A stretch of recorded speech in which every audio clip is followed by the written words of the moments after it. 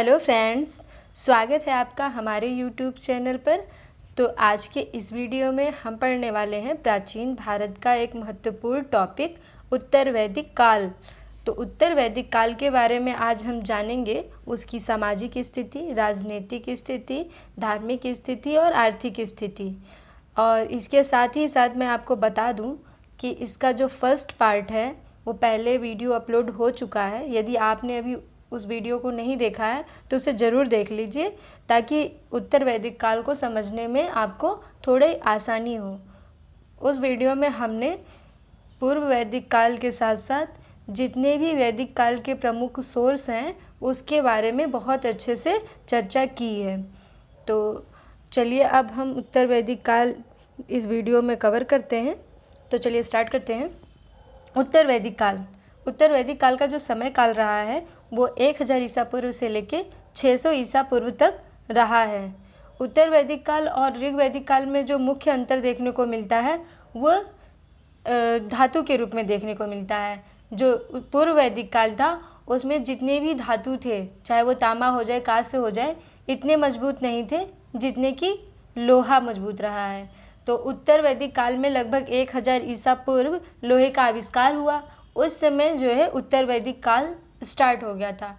तो लोहे के आविष्कार के कारण ही वैदिक काल को हम दो भागों में पढ़ते हैं, एक ऋग वैदिक काल, दूसरा उत्तर वैदिक काल के बारे में। जो पूर्व वैदिक काल रहा है उसमें जो है कृषि प्रमुख आधार नहीं रहा है, क्योंकि जो धातु थे इतने मजबूत नहीं थे कि उनसे बहुत से जो है औजार बनाकर कृषि योग्य भूमि बनाई जा सके जंगलों को काट के। लेकिन जैसे ही लोहे का आविष्कार हुआ, ये इतना मजबूत धातु था कि लोगों ने विभिन्न तरीके के औजार बना के जो जंगल था उसे काट कर, घास को साफ करके एक जो है कृषि योग्य भूमि बनाने में महत्वपूर्ण भूमिका निभाया है, जो लोहा रहा है। तो इस तरीके से उनका बहुत अधिक आर्थिक विकास हुआ।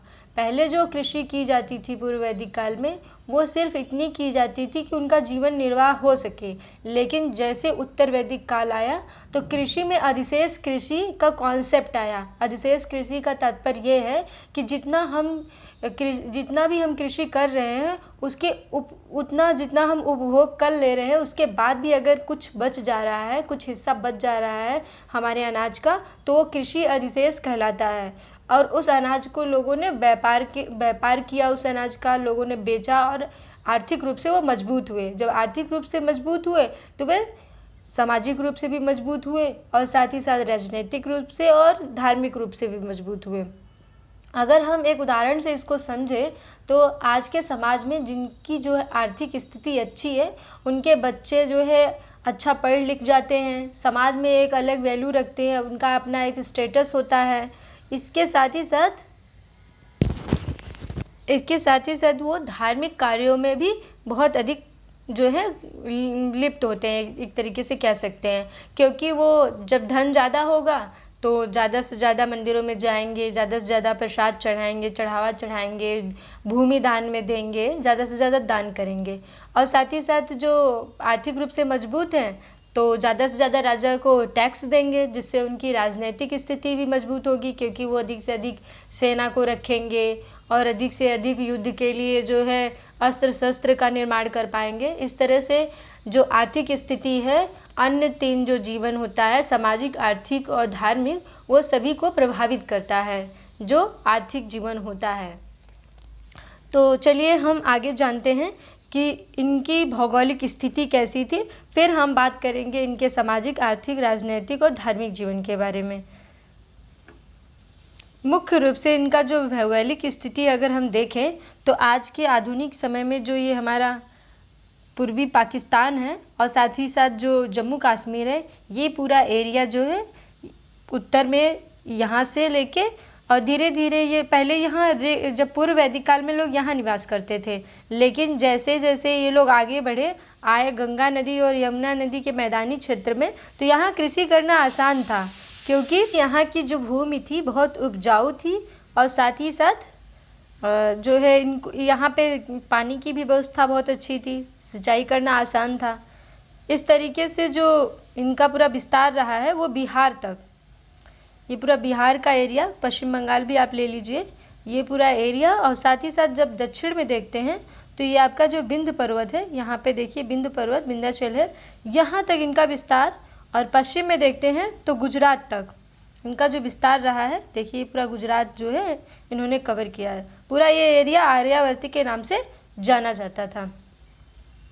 अब हम बात करेंगे इसकी राजनीतिक स्थिति के बारे में। इनकी राजनीतिक स्थिति की बात करें तो इनकी राजनीतिक स्थिति भी बहुत अच्छी होने लगी थी। जन के आकार में वृद्धि, पहले हम उत्तर वैदिक काल में पढ़ चुके हैं कि जो समाज की सबसे छोटी इकाई थी वो परिवार था। परिवार के बाद क्या था? ग्राम था। ग्राम का जो मुखिया होता था ग्रामीणी होता था। फिर विश था, जिसका मुखिया विशपति होते थे। ग्राम को मिला के विश बनता था और जिसके मुखिया विशपति होते थे। साथ में फिर इसके बाद जन बना, विश को मिला के जन का निर्माण हुआ। लेकिन अब ये जन क्या बन गया? जनपद बन गया। और यही 6ठी शताब्दी में आते आते महाजनपद में कन्वर्ट हो जाएगा। जैसे कि कुरु, पंचाल, मगध, इस तरीके से बहुत सारे जो है महाजनपद सामने आते हैं 6ठी शताब्दी के अंत तक आते आते। अब देखिए राजा जो है उत्तर वैदिक काल में इसका महत्व बहुत अधिक बढ़ गया। पहले ये था कि जो राजा का जो निर्वाचन होता था या राजा का जो चुनाव होता था वो सभा और समितियां करती थी। सभा का काम था, क्योंकि आप देखेंगे कि सभा और समितियां महत्वपूर्ण भूमिका निभाती हैं। जो सभा था ये साधारण लोगों के लिए, जो समिति थी ये साधारण लोगों के एक समूह था। जो सभा था ये वृद्ध लोगों के लिए था। वृद्ध लोगों का मतलब जो थोड़े एज में ज़्यादा थे उनका एक समूह हुआ करता था जो हेल्प करता था राजा को उसके शासन को चलाने में, ताकि अच्छे से जो है शासन चल सके। और साथ ही साथ जो राजा था पहले जो था चुना जाता था, लेकिन बाद में ये वंशानुक्रम के आधार पे हो गया। मतलब अब राजा का बेटा राजा बनेगा, इसको चुना नहीं जाएगा। फिर इसके बाद जो इसके अधिकारी थे जो राजा को सहायता देते थे उसके कार्यों में, चाहे वो पुरोहित हो जाए चाहे सेनानी हो जाए, इस तरह के जो अधिकारी हुआ करते थे उनकी संख्या में वृद्धि हो गई। तो पहले जो उत्तर वैदिक काल में 7 थी, बाद में जाके 17 हो गई। उस समय जो इनके अधिकारी हुआ करते थे उनको बोलते थे रत्नीन। जो रत्नीन होते थे वो राजा की सहायता करते थे उसके शासन प्रशासन में। फिर आपका आगे है कर व्यवस्था। जो ऋग वैदिक काल में, जो पूर्व वैदिक काल था, उसमें जो कर था वह स्वेच्छा के आधार पर दिया जाता था। मतलब जब किसी का मन हो तो कर दे, उसके पास अगर पैसे ज़्यादा हैं या धन ज़्यादा है, चाहे वो अनाज हो जाए चाहे भूमि हो जाए चाहे कुछ भी, कर के रूप में वो कुछ भी दे देते थे। ज़रूरी नहीं कि पैसा ही देते थे, अनाज देते थे और उनके पास जो भी आय के स्रोत थे या जो भी उनके पास उपलब्ध रहता था वो सारी चीज़ें राजा को कर के रूप में देते थे। लेकिन जैसे ही उत्तर वैदिक काल आया तब जो कर जो है वो स्वेच्छा पे न होकर नियमित हो गया। अब इच्छा काम नहीं करेगी, अब यहाँ नियमित रूप से राजा को टैक्स देना भी पड़ेगा, क्योंकि उनकी आर्थिक स्थिति अच्छी हो गई थी तो उनको देने में ज़्यादा कोई दिक्कत भी नहीं हुआ करती थी। और ये लोग राजा को जो है भारी मात्रा में बलि देते थे। बलि का क्या मतलब है? कर, एक प्रकार का कर था। ये बहुत सारे एग्जामों में पूछा गया है कि बलि क्या है। तो उत्तर वैदिक काल या वैदिक काल की एक कर व्यवस्था थी, एक तरीके से टैक्स लेने की जो व्यवस्था थी उसको क्या कहते थे? बलि कहते थे। ये महत्वपूर्ण है, इसे अगर आप याद रखेंगे तो एग्ज़ाम में प्रश्न को सॉल्व करने में आसानी होगी। अब आगे हम आपको दिखाते हैं, जो युद्ध की बात कर लेते हैं, जो सेना की बात कर लेते हैं। क्या उत्तर वैदिक काल में जो सेना बढ़ी थी? ऋग वैदिक काल में तो जो सेना थी वो नॉर्मली थी, स्थायी नहीं थी, अस्थायी थी। लेकिन जब उत्तर वैदिक काल आया तो सेना की संख्या में तो बढ़ोतरी हुई, लेकिन अभी भी ये स्थायी रूप से कार्य नहीं करती थी। अब युद्ध की बात करें तो अब जब इनकम जो है इनका बढ़ा, आर्थिक क्षेत्र इनका बढ़ा, तो झगड़े लड़ाई भी शुरू हो गए, लड़ाइयाँ होने लगी। तो लोहे के आविष्कार के कारण इनके जो अस्त्र शस्त्र थे उनमें वृद्धि हुई, उच्च कोटि के हुए, मतलब बढ़िया औजार बनाए जाने लगे। इस तरीके से इनके जो है युद्ध और सेना में इस तरीके से वृद्धि हुई और मोस्टली ज़्यादा चेंजिंग नहीं देखने को हमें मिलती है। अब चलिए हम बात करते हैं इनके सामाजिक जीवन पर। इनका सामाजिक जीवन जो था वो मैंने बताया, जैसे परिवार जो था समाज का एक मुख्य जो छोटी इकाई थी वो थी। फिर इसके बाद परिवार को मिला के ग्राम बना और ग्राम को मिला के विश्व बना, जो इसके जो अधिकारी थे विश्वपति थे। फिर कई विषयों को मिला के जन बना और कई जन को मिला के जनपद बन गया।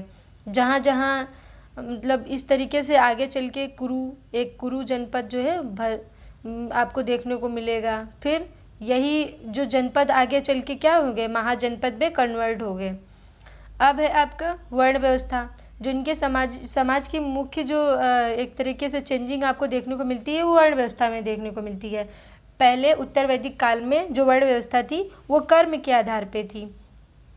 एक घर में चाहे जिसको जो मन करता था, चाहे उसको क्षत्रिय बनने का मन है, सेना में शामिल होने का मन है तो सैनिक बन जाता था। यदि उसको पढ़ाई में बहुत रुचि है तो पढ़ लिख के पंडित हो जाता था, ब्राह्मण हो जाता था। अगर किसी को जो है व्यापार करने में इंटरेस्ट था तो वो व्यापार करने लगता था। लेकिन अगर किसी को श्रम में ज़्यादा उसको कुछ नहीं करना है, अपनी लाइफ में श्रम करना है, तो वो शूद्र के रूप में जाना जाता था। लेकिन यही वर्ण व्यवस्था उत्तर वैदिक काल में आके अब ये जन्म के आधार पे हो गई। पहले जो कर्म के आधार पे थी वो जन्म के आधार पे हो गई। अब राजा का बेटा राजा होगा, ब्राह्मण का बेटा ब्राह्मण बनेगा, क्षत्रिय का बेटा क्षत्रिय बनेगा। इस तरह से शूद्र का जो पुत्र होगा शूद्र बनेगा। तो आप देखते हैं कि ये महत्वपूर्ण जो चेंजिंग देखने को मिलती है जो जन्म के आधार पे हुई वो कब हुई, उत्तर वैदिक काल में हुई। लेकिन पूर्व वैदिक काल में क्या था, कर्म के आधार पे था। आपको एक और महत्वपूर्ण, और इसका वर्णन कहाँ मिलता है जो ये वर्ण व्यवस्था का, तो ऋग्वेद के 10वें मंडल में आप देखेंगे तो आपको वर्ण व्यवस्था के बारे में देखने को मिलता है। ये इसका मुख्य स्रोत है।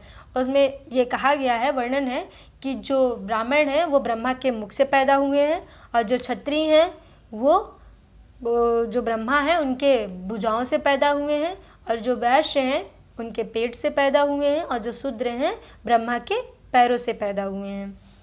अब गोत्र शब्द किस काल में देखने को मिलता है, तो उत्तर वैदिक काल में। गोत्र व्यवस्था अभी तक नहीं सुनने को आई थी। अब जो गोधन को एकत्र करते थे, मतलब जो गायों को इकट्ठा करते थे, अलग अलग समूह में बटे हुए थे कि गाय जो है बहुत सारे लोग रखते थे। इस तरीके से जो गाय रखते थे उनको क्या कहते थे, एक गोत्र के रूप में जाना जाता था। एक समूह होता था जो सेम गोत्र में विवाह निषेध था, सेम गोत्र में विवाह नहीं कर सकते, जो अभी भी आप देख सकते हैं क्षत्रिय और वैश्य समुदाय में। जो महत्वपूर्ण दूसरा आप देख सकते हैं परिवर्तन वो थी आश्रम व्यवस्था। आश्रम व्यवस्था जो है उत्तर वैदिक काल की ही देन है। आश्रम व्यवस्था का क्या आशय है, तो आश्रम व्यवस्था ये थी कि जो उत्तर वैदिक काल के लोग थे उन्होंने पूरे जीवन काल को 100 वर्ष मान लिया और 100 वर्ष मानने के बाद उसको 25-25 वर्ष में 4 भागों में उसको बांट लिया। तो जो पहली अवस्था थी वो ब्रह्मचर्य की अवस्था थी। ब्रह्मचर्य जो थी जन्म से लेकर 25 वर्ष तक थी। ये जो अवस्था थी ब्रह्मचर्य का, ये उपनयन संस्कार के पश्चात शुरू होती थी और जो छात्र होते थे, जो शिष्य होते थे, वो गुरु के यहाँ गुरुकुल में जाकर शिक्षा ग्रहण करते थे और सीखने पर बल देते थे। मोस्टली जो ब्रह्मचर्य की अवस्था थी ये शिक्षा ग्रहण करने वाला और ज़्यादा से ज़्यादा व्यवहारिक चीज़ें जो थी उसको सीखने पर को लेके थी। फिर आपकी दूसरी जो अवस्था है वो गृहस्थ जीवन है। गृहस्थ जीवन में जो शुरुआत होती है वो विवाह संस्कार के बाद ही शुरू होती है। विवाह संस्कार के बाद ये 25 वर्ष से लेकर 50 वर्ष तक चलने वाली अवस्था है। इसमें बहुत से महत्वपूर्ण कार्य करने होते थे। जो व्यक्ति होता था उसे जो है संतानोत्पत्ति करना था, जो कि संतानोत्पत्ति करके वो पिता के कर से मुक्त हो जाएगा, ऐसा मानना था ऋग्वैदिक काल वालों का। फिर साथ ही साथ ये जो गृहस्थ जीवन था ये सभी जो जितने भी आश्रम थे सभी का एक तरीके से मुख्य आधार था गृहस्थ जीवन। गृहस्थ जीवन सर्वश्रेष्ठ आश्रम व्यवस्था मानी जाती है सभी आश्रमों में। इसमें जो है जीवन के जितने भी कार्य होते हैं, चाहे वो अपने पुत्र या पुत्री का विवाह हो जाए या फिर उनकी शिक्षा दीक्षा हो जाए, सभी चीज़ों को देखना जो होता था ये गृहस्थ जीवन में ही रह के व्यक्ति कर सकता था। अब इसके अलावा हम आगे देखेंगे जो आगे व्यवस्था है। आप इस चित्र को भी देख के आप अच्छे से समझ सकते हैं कि 4 आश्रम जो थे वो किस तरीके से थे। ये आपका जो पहला आश्रम है, इसमें बहुत सी चीज़ें आप देख सकते हैं चित्र में कि पहले में ये शिष्य हैं और गुरु के समक्ष बैठ के शिक्षा ग्रहण कर रहे हैं। दूसरे में एक जो है न्यू कपल्स है जो कि विवाह के उपरांत गृहस्थ जीवन में प्रवेश कर रहे हैं। तीसरा है वानप्रस्थ है, फिर संन्यास आश्रम है। इसके बारे में हम आगे बताएंगे आपको। अब ये रहा आपका वानप्रस्थ आश्रम। वानप्रस्थ आश्रम में क्या था, ये जो है 50 वर्ष से स्टार्ट होके 75 साल तक चलता था। इस अवस्था में मुख्य रूप से जो कार्य थे वो थे, जब हमने जो ब्रह्मचर्य में रह के जो शिक्षा ग्रहण की थी उस शिक्षा का अब जो है दान करने का वक्त आ गया था। मतलब अब जो हम सीखे थे अब उसको जो है जो ब्रह्मचर्य अवस्था में अभी नए नए जो शिष्य आए हैं उनको अपना ज्ञान जो है देना, एक तरह से शिक्षक के रूप में कार्य करना था। फिर है संन्यास जीवन। संन्यास जीवन 75 वर्ष से लेकर 100 वर्ष तक की अवस्था थी और इसमें होता था कि इसमें सारे संसारिक मोहमाया को त्याग कर ईश्वर में केवल समय स्पेंड करना था, ईश्वर के बारे में सोचना था, ईश्वर में लीन रहना था, भक्ति करना था और भक्ति के मार्ग पर चलकर मृत्यु का इंतजार करना था। इस तरीके से 4 ये जो आश्रम व्यवस्था आए, एक किस काल में आए तो उत्तर वैदिक काल में आए। फिर स्त्रियों की दशा। स्त्रियों की दशा की बात करें तो स्त्रियों की दशा में अब जो है कहीं ना कहीं कम उनकी जो मान सम्मान था उसमें कमी देखी जा सकती है। कैसे देखी जा सकती है, तो चलिए आप देखिए। पहले जो स्त्रियां थी वो विधव और समिति नामक 2 संस्थाएं चलती थी, जिसमें जो राजा को जो है उनके कार्य के लिए उनका जो भी कार्य था, राजनैतिक कार्य था, उसमें हेल्प करती थी। लेकिन जब उत्तर वैदिक काल आया तो साथ ही इन समिति और जो सभाएं थी इनका महत्व जो है घट गया साथ साथ में। तो जब इनका महत्व घटा तो स्त्रियों के जो मान सम्मान था या फिर जो उनको वो प्राप्त थे अधिकार, वो कहीं ना कहीं घट गए। पहले वो सभा में बैठ के समूह में बैठ के जो यज्ञ में भाग लेती थी अपने पति के साथ, लेकिन अब वो नियम जो है नहीं रह गया था। साथ ही साथ पर्दा प्रथा जो शुरुआत हो गई थी। और लेकिन कुछ स्त्रियां थी जो अभी भी वो शिक्षा ग्रहण करती थी। तो उनके जो मुख्य नाम है मैत्री, गार्गी और कात्यायनी, ये 3 जो विदुषियाँ थी उस समय उत्तर वैदिक काल की आप देख सकते हैं। और ऋग्वैदिक काल में अपाला, घोषा, ये स्त्रियाँ थीं। अब फिर अथर्ववेद। अथर्ववेद में जैसे कि आप जानते हैं उसमें लिखा है कन्या जन्म की निंदा की गई है। जैसे ये पता चलता है कि कहीं ना कहीं स्त्रियों की जो दशा थी वो कहीं ना कहीं खराब हो रही थी, खराब दशा में आ रही थी। मैत्री संहिता में कहा गया है सुरा यानी शराब, पासा यानी जुआ और स्त्री जो है समाज की तीसरी बुराई है। इस तरीके से आप समझ सकते हैं जो स्त्री थी उसकी दशा बहुत ही दयनीय हो रही थी। धीरे धीरे उनसे एक सामाजिक बुराई जो है बताने लगे थे। अब आगे चलिए देखते हैं क्या महत्वपूर्ण परिवर्तन देखने को मिला सामाजिक में। बाल विवाह, कहीं ना कहीं बाल विवाह स्टार्ट हो गए थे। कम उम्र में अब शादी जो है कर दी जाती थी। और फिर अनुलोम और प्रतिलोम 2 महत्वपूर्ण विवाहों का उल्लेख भी देखने को मिलता है उत्तर वैदिक काल में। वैसे मनुस्मृति में 8 प्रकार के विवाहों का चर्चा की गई है, लेकिन जो उत्तर वैदिक काल था इसमें 2 विवाह थे। एक अनुलोम विवाह जिसमें जो वर पक्ष होता था वो उच्च जाति का होता था और कन्या जो होती थी वो निम्न जाति की होती थी। और प्रतिलोम विवाह में जो कन्या होती थी वो उच्च जाति की होती थी और जो वर पक्ष होता था वो निम्न जाति का होता था। इस तरीके से जो है अनुलोम और प्रतिलोम विवाह भी शुरू हो गए थे। और साथ ही साथ उपजातियाँ भी बनने लगी थी, जातियों की भी उपजातियाँ स्टार्ट हो गई थी। ये आपकी सामाजिक स्थिति रही है।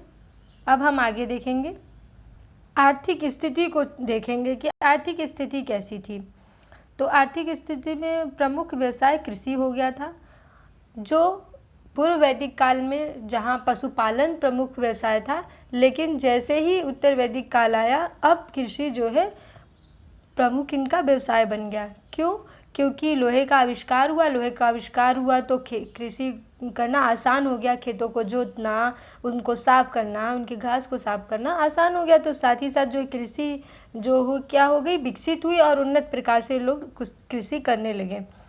जो दूसरा महत्वपूर्ण व्यवसाय रहा इनका लोहे की खोज। लोहे की खोज से विभिन्न प्रकार की चीज़ें जैसे कि अस्त्र शस्त्र उद्योग जो है, वस्त्र शस्त्र बनाने का उद्योग जो है फेमस हुआ। साथ ही साथ जो कृषि संबंधित जो भी औजारों की आवश्यकता होती थी, जिन भी चीज़ों की आवश्यकता होती थी, उसका भी निर्माण होने लगा। एक काठक संहिता में जो है एक वर्णन मिलता है कि 24 बैलों के द्वारा खेत जोतने का वर्णन आप देख सकते हैं। किस संहिता में? तो काठक संहिता में। अब पशुपालन ये दूसरा प्रमुख व्यवसाय रहा। तो इस जो पशुपालन होते थे मुख्य रूप से गाय और घोड़ा, इनके दो प्रिय पशु होते थे। कभी कभी प्रश्न पूछ लेता है कि उत्तर वैदिक काल के लोगों के जो प्रिय पशु थे वो कौन थे? तो एक तो घोड़ा, दूसरा गाय। अब फिर उद्योग में कौन कौन से उद्योग थे? तो उद्योग बहुत ज़्यादा बड़े स्तर पे तो नहीं थे, लेकिन छोटे स्तर पे जैसे कि औजारों का निर्माण करना और कुम्हार मिट्टी के बर्तन बनाने का उद्योग, इस तरीके से छोटे छोटे जो है उद्योग उस समय शुरू हो गए थे। साथ ही साथ में मुद्रा अभी भी प्रचलन में नहीं आई थी। मुद्रा की बात करेंगे तो अभी मुद्रा नहीं था, बार्टर सिस्टम ही था। वस्तु विनिमय से ही व्यवसाय किया करते थे। इस काल में जो आर्थिक प्रगति के कारण आप देख सकते हैं कि नगरीकरण जो है प्रारंभ हो गया था।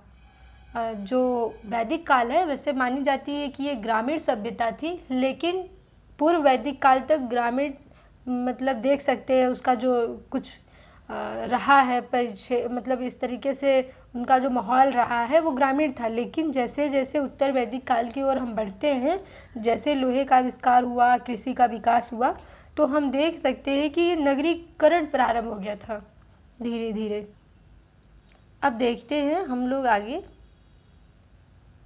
ये आपका रहा धार्मिक स्थिति। धार्मिक स्थिति के बारे में चलिए देख लेते हैं एक बार। धार्मिक स्थिति इनकी कैसी रही है उत्तर वैदिक काल की? तो उत्तर वैदिक काल में जो धार्मिक स्थिति रही है वो यज्ञ पे आधारित रही है। उत्तर वैदिक काल में जो कर्मकांड था उसको बहुत अधिक महत्व दिया जाने लगा था, यज्ञों को बहुत अधिक महत्व दिया जाने लगा था। उत्तर वैदिक काल में बहुत तरीके के जो है यज्ञ फेमस हुए, बहुत सारे यज्ञ लोग करते थे, जिसमें से 3 महत्वपूर्ण यज्ञ थे। राजसूय यज्ञ, यह तब किया जाता था जब राजा का राज्याभिषेक होने वाला था या अपना प्रतिष्ठा स्थापित करनी होती थी, तब राजसूय यज्ञ किया जाता था। दूसरा है वाजपेयी यज्ञ। वाजपेयी यज्ञ में क्या होता था? जब राजा को अपनी मजबूती, अपनी शक्ति दिखानी होती थी और अपना शक्ति प्रदर्शन करना होता था, तब राजसूय यज्ञ किया जाता था। और अलग अलग राज्यों से, अलग अलग जगहों से राजा आते थे और उनके शक्ति जो भी उसमें भाग लेते थे राजा, उसका ये मतलब होता था कि उन्होंने उनकी अधीनता जो है स्वीकार कर ली है। वो ये मानते हैं जो कि ये जो राजा है, जो भी वाजपेयी यज्ञ करा रहा है, वो सर्वश्रेष्ठ है उन सभी राजाओं से। फिर अश्वमेध यज्ञ। अश्वमेध यज्ञ जो है, इसमें घोड़े को छोड़ दिया जाता था और घोड़ा जहाँ मन करता था, जिधर भी जाता था, जिस भी राज्य से होके गुजरता था, वो सारे राज्य उस राजा के हो जाते थे जो घोड़े को छोड़ता था। अगर कोई भी, अगर जिसको लगता था कि वो अधीनता उसकी नहीं स्वीकार कर रहा है, उसका घोड़ा जाने दे रहा है, तो ठीक है। अगर कोई राजा रोकता था तो उस राजा को, जो भी अश्वमेध यज्ञ करा रहा होता है, उसे युद्ध करना पड़ता था। युद्ध के मतलब जो जीतता था फिर राज्य उसका होता था। इस तरह से राम जी ने भी अश्वमेध यज्ञ किया था। अपने घोड़े को जब छोड़ा था तो वन में जाके उनके जो पुत्र थे लवकुश, उन्होंने उनके घोड़े को पकड़ लिया था। और एक बात और कि जब अश्वमेध यज्ञ होता था तो बलि देने की प्रथा थी। जिस घोड़े को छोड़ा जाता था उसकी ही बलि दे देते थे। तो लेकिन जब राम आए तो उन्होंने सबसे पहले, जो दशरथ जब उन्होंने अश्वमेध यज्ञ करवाया तो सबसे पहले उन्होंने बलि जो होती थी घोड़े की, उसको बंद कराया था। इस तरह से आप कह सकते हैं कि एक प्रमाण मिलता है कि कहीं न कहीं जो बलि की प्रथा थी वो बहुत अधिक प्रचलित थी। और एक मोटा मोटी अगर हिसाब से हम देखें ये उत्तर वैदिक काल को, तो इसमें यज्ञ और कर्म कांड पर अधिक बल दिया जाता था। इन्हीं की प्रधानता आप देख सकते हैं। अब आगे हम देखते हैं, ये आपका जो है रास्यु यज्ञ है, और ये आपका क्या है, वाजपेयी यज्ञ है, जिसमें सभी अलग अलग राज्यों से होके सभी आते थे राजा, और ये उनकी अधीनता स्वीकार करते थे कि ये मानते थे कि हाँ ये जो है प्रतिष्ठित है, सबसे अधिक सर्वश्रेष्ठ है। इस तरह से ये अश्वमेध यज्ञ है। इस तरह से घोड़े को छोड़ दिया जाता था, और जिस भी जगह से घोड़ा जाता था, जिस भी राज्य से होके जाता था, वो जो भी राजा छोड़ता था उसका वो राज्य हो जाता था या उसके अधीन हो जाता था, और अधीनता स्वीकार करनी पड़ती थी। और जो भी राज्य अधीनता स्वीकार नहीं करता था तो उसे युद्ध करना पड़ता था। युद्ध में हारने के बाद ही वो जो है उसके अधीन, वो उसके राज्य उसके अधीन आता था। अब आगे चलिए देखते हैं और क्या था, मुख्य रूप से क्या नया था उत्तर वैदिक काल के धार्मिक में। तो आप देख सकते हैं उत्तर वैदिक काल में उपनिषदों की रचना स्टार्ट हो गई थी। उपनिषद जो है मतलब लिखे जाने लगे थे। तो उपनिषदों में जो है आलोचना की गई है इन कर्मकांडों की, जो बलि देने की प्रथा थी, ये सब सारी चीज़ों की जमकर आलोचना की गई, और एक नए धर्म की उत्पत्ति का विचार किया जाने लगा है। और जो प्रमुख उत्तर वैदिक काल के जो देवता रहे हैं वो प्रजापति रहे हैं, जो सृजन के देवता थे, क्रिएटर थे, जो सारी सृष्टि उसके रचयिता थे। विष्णु जो थे भोग के देवता थे, भोजन के देवता थे और रक्षक भी थे। रुद्र जो थे पशुओं के देवता थे। वरुण जो थे वो जल के देवता थे। और पूषण जो थे शूद्रों के देवता थे। लेकिन ऋग्वेदिक काल में आप देखेंगे, जब पूर्व वैदिक काल था, तो जो पूषण थे वो किसके देवता थे, उस समय वो पशुओं के देवता थे। लेकिन उत्तर वैदिक काल में आके ये शूद्रों के देवता बन गए। मंदिरों का निर्माण अभी भी नहीं हुआ था। मंदिरों की जो देन थी वो जो है जैन धर्म और बौद्ध धर्म जो आए वो मंदिरों की देन थी, ना कि ये सब। अभी भी मंदिर का निर्माण नहीं होता था। ये प्रकृति की पूजा करते थे, कोई मंदिर का भी कॉन्सेप्ट नहीं आया था। अब आगे चलिए देखते हैं,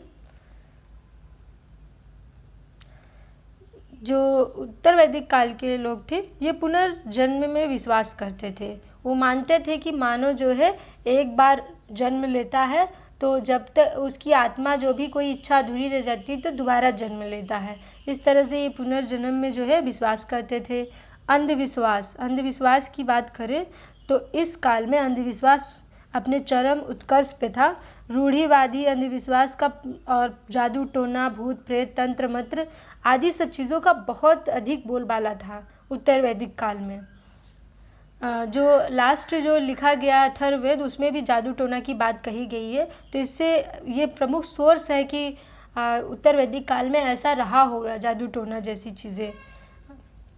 फिर आपका आता है यज्ञों की प्रधानता और ब्राह्मणों की प्रभुता। इस काल में आर्यों का धर्म जटिल हो गया था। विशाल यज्ञ का अनुष्ठान किया जाता था। यह जो यज्ञ होते थे कई कई वर्षों तक चलते रहते थे। आर्यों का विश्वास था कि यज्ञ के द्वारा विजय प्राप्त कर सकते हैं, रोगों का निवारण हो सकता है, इच्छा अनुकूल जो है वर की प्राप्ति की जा सकती है, और विभिन्न धार्मिक कार्यों में जो भी ये यज्ञ हुआ करते थे उसमें जो ब्राह्मणों की उपस्थिति जो थी अनिवार्य कर दी गई थी, जिससे संपूर्ण समाज में एक ब्राह्मणों का प्रभुत्व बन गया था। तो इस तरह से कह सकते हैं जो उत्तर वैदिक काल आया इसमें ब्राह्मणों का प्रभुत्व बहुत अधिक बढ़ गया, और उनका इतना मान सम्मान बढ़ गया कि कोई भी यज्ञ उनके बिना नहीं होता था, वो यज्ञ अधूरा माना जाता था।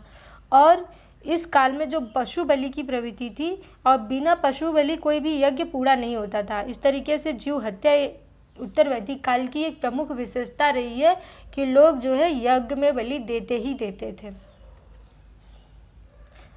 तो चलिए एक बार अगर हम रिकॉल कर लेते हैं तो हमने पढ़ा सामाजिक स्थिति के बारे में, धार्मिक स्थिति के बारे में, और जो है आपका आर्थिक स्थिति के बारे में और राजनीतिक स्थिति के बारे में। इस तरीके से हमने आज जो है उत्तर वैदिक काल को जो है कंप्लीट कर लिया है।